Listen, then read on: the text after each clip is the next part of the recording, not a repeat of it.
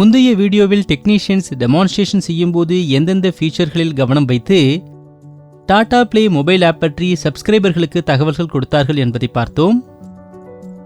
இப்போது இந்த வீடியோவில் டெக்னீஷியன் சந்தாதாரர்களுக்கு அவர்களின் பேக்கேஜ் பற்றி எவ்வாறு விளக்குகிறார் என்பதை பார்ப்போம்.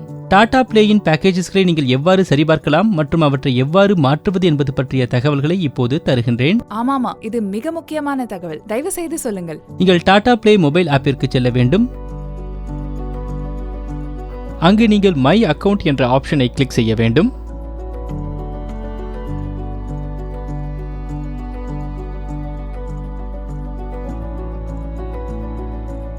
இதற்கு பிறகு நீங்கள் மேனேஜ் பேக்ஸ் விருப்பத்தை கிளிக் செய்ய வேண்டும்.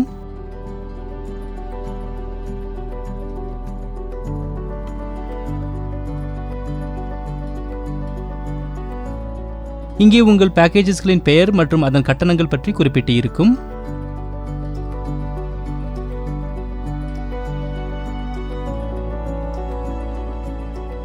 இப்போது உங்கள் டாடா பிளேயின் பேக்கேஜை மாற்ற விரும்பினால் அதற்காக மாடிஃபை பேக் என்ற ஆப்ஷன் மீது நீங்கள் கிளிக் செய்ய வேண்டும்.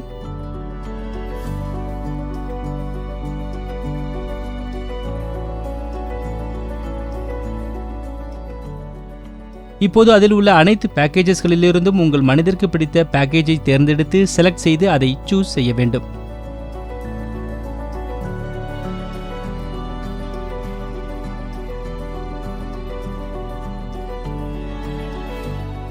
ஆனா நான் ஒரு சில சேனல்களை மட்டும் தேர்ந்தெடுத்தால் முழு பேக்கும் எனக்கு தேவையில்லை என்றால் என்ன செய்ய வேண்டும்?